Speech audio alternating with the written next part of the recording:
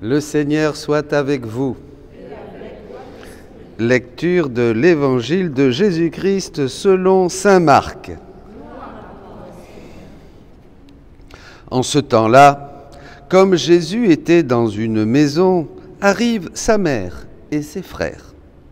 Restant au dehors, ils le font appeler. Une foule était assise autour de lui et on lui dit « Voici que ta mère et tes frères sont là dehors, ils te cherchent. » Mais il leur répond « Qui est ma mère? Qui sont mes frères ?» Et parcourant du regard ceux qui étaient assis en cercle autour de lui, il dit « Voici ma mère et mes frères, celui qui fait la volonté de Dieu.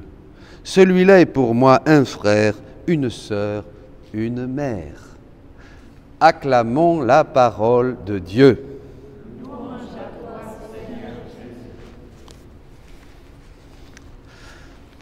Bonjour mes amis.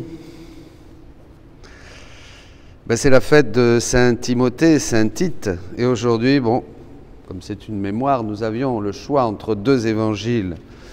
Et j'ai choisi cet évangile avec intention pour répondre justement aux doutes, aux interrogations, aux peurs même que peuvent se poser, laisser monter dans leur cœur certains fidèles. Et il y a quelques jours, une personne m'a dit « Oui, mais tu ne crois pas que là, tu mets Louisa au même niveau que la Vierge Marie ?» Alors, bon. Et je me suis souvenu il y a 5 ou 6 ans, quand je bataillais avec Louisa et qu'elle m'énervait justement, ses écrits.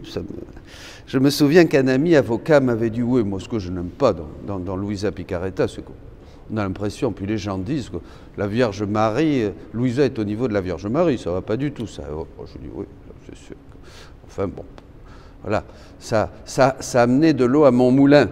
Et puis j'ai laissé jusqu'à plusieurs années après, 3 ou 4 ans après, j'ai rencontré le don de la divine volonté chez Louisa. Il y a eu un chemin, vous voyez, il y a eu un chemin. Au début, moi aussi j'étais choqué, mais c'était surtout par une ignorance des écrits et de ce que Jésus révèle sur sa mère, et ensuite la mission de Louisa et sur Louisa. À aucun moment, ni Louisa ni personne n'est comparable à la Vierge Marie. Au contraire, les écrits du livre du ciel et le livre bleu sur Marie, reine du royaume de la divine volonté, sont d'une beauté. Je crois qu'on n'a jamais découvert ce qu'était vraiment la Vierge Marie jusqu'à ce qu'on ait la révélation du 3e fiat, jusqu'à ce qu'on ait la révélation du rôle, de la grandeur de Marie, de ce qu'elle a fait, cette unité des deux cœurs avec Jésus, corédemptrice, médiatrice, avocate, enfin, c'est inimaginable. C'est inimaginable, c'est la première qui a vécu dans la divine volonté, c'est la renaissance de la divine volonté au moment de sa conception, et c'est le triomphe de la divine volonté quand elle monte au ciel dans sa glorieuse Assomption. Voilà, donc je ferme la parenthèse, mais ça, c'est une beauté. Il y a même un recueil complet sur les textes de la Vierge Marie, je vous invite à chercher dans le livre du ciel. Voilà, je n'aurai pas les mots. Mais alors, donc je reviens maintenant, après ce témoignage personnel, à l'évangile du jour. Et alors, qui est très important pour découvrir le rôle de Marie, bien sûr, qu'on connaît, et le rôle de Louisa, en disant bien que Louisa, en fait, c'est la chef de mission, elle nous ouvre la porte. Alors je vais prendre ce texte au volume 27 du 22 décembre 1929. C'est important de montrer comment les évangiles, comme le dit le catéchisme de l'Église catholique, au numéro 66, fleurissent complètement et tout ce qui était caché et devient explicite dans le 3e fiat, dans la divine volonté. Et pour répondre aussi à un autre internaute qui dit quelquefois, Père, vous parlez avec véhémence de la divine volonté. Alors il y en a qui disent c'est avec véhémence et ça les remue. D'autres ils disent c'est formidable. Enfin, vous savez, pour contenter tout le monde, c'est difficile. En fait, il ne faut pas trop se poser de questions. Évidemment qu'il faut défendre. Vous défendez la divine. Évidemment qu'il faut défendre le royaume de la divine volonté. C'est ce qu'ont fait nos chers Saint Timothée et Saint Tite. Et hier Saint Paul. Il ne mâchait pas ses mots, et non plus ne les mâchait pas Saint Jean-Baptiste quand il fallait ouvrir le chemin du Seigneur. Dans un monde aujourd'hui où il y a un pluralisme d'idéologie et de théologie et où les gens sont un peu perdus, il faut affirmer avec foi, donner raison de l'espérance qui habite nos cœurs, dira l'apôtre Pierre. Et j'invite tous les missionnaires, tous les prêtres à proclamer avec fermeté et à défendre et à montrer, être en mesure de démontrer, corrige, exhorte, voilà, prêche à temps et à contre-temps, c'est aussi, je crois, une des lectures d'aujourd'hui, voilà, pour montrer que le royaume de la divine volonté est le plus grand don que Dieu fait à l'humanité, dit Jésus, et qu'il faut inviter les créatures à ouvrir leur cœur et peut-être qu'il faut avoir des paroles qui réveillent les morts, bien sûr. Alors, continuons. Mon abandon dans le fiat divin continue, et mon tendre Jésus, se faisant voir comme un petit enfant dans mon cœur, ou dans le sein de la céleste maman, mais si petit et d'une beauté ravissante, tout amour, le visage inondé de larmes, et il pleure parce qu'il veut être aimé. Il me dit en soupirant, « Ah, pourquoi ne suis-je pas aimé? Je veux renouveler dans les âmes tout l'amour que j'avais en m'incarnant, mais je ne trouve personne à qui le donner. J'ai trouvé en m'incarnant ma maman souveraine, qui m'a donné le chant où épancher mon amour et recevoir dans son cœur maternel tout l'amour que rejetaient les créatures. » On ne va pas développer, mais là, il y a déjà tout le rôle de Marie. Elle a tout reçu dès l'incarnation pour donner tout l'amour qu'elle a reçu, c'est-à-dire en participant à toute la vie du Christ, sa passion et sa glorification. Elle a tout vécu, elle a tout souffert, elle a tout reçu pour tout donner. Bien. Et cela est développé tout au long du livre du ciel. Mais allons plus loin. Ah, elle était la dépositaire de mon amour repoussé, la douce compagne de mes souffrances et l'ardent amour qui séchait mes pleurs. Les plus grandes œuvres ne peuvent être accomplies par soi tout seul, mais il faut au moins être 2 ou 3. En dépositaire et nourricier de l'œuvre elle-même, pour nourrir l'œuvre elle-même. Sans être nourries, les œuvres ne peuvent avoir la vie. Le danger existe qu'elles meurent dès leur naissance. Ah, c'est très intéressant. Voyez, et on voit dans l'histoire de l'Église comment un homme et une femme, je pense à Sainte Thérèse, Saint Jean de la Croix, à Saint François de Sales, Sainte Jeanne de Chantal, à Marie et Joseph, voyez, à Adam et Ève, on va le voir. Voyez, Dieu veut que ses œuvres soient nourries et pour cela il a besoin des créatures. Comme dans la Trinité, il va le dire. Si cela est si vrai que dans la création, les 3 personnes divine était présente.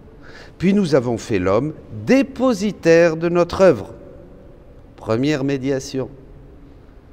Adam, qui reçoit toute l'œuvre de Dieu, dépositaire de son œuvre.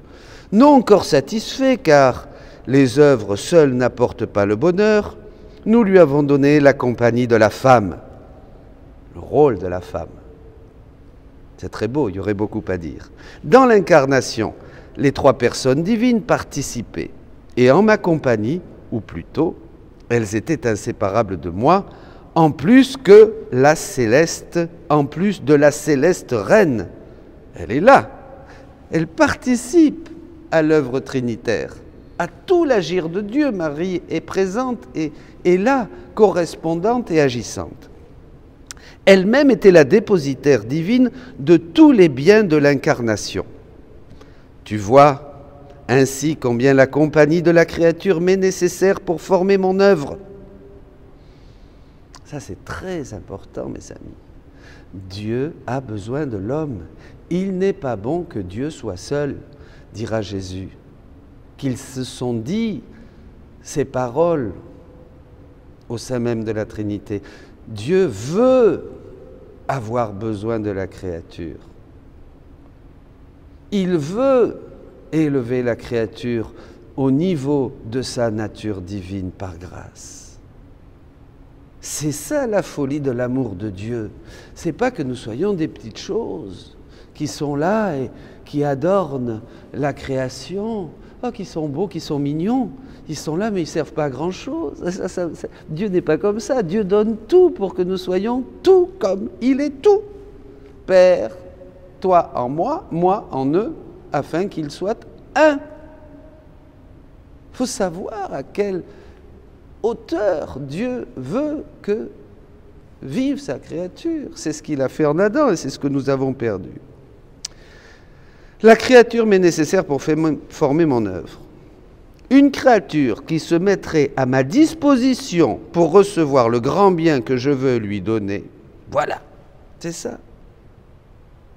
Une créature qui est disposée, qui dit fiat, qui dit oui, c'est-à-dire tous ceux qui le veulent. Une créature qui se mettrait. Alors, veux-tu être ma seconde maman? Nous y arrivons. Jésus demande, veux-tu être ma seconde maman? Veux-tu recevoir le grand bien du renouvellement de mon incarnation?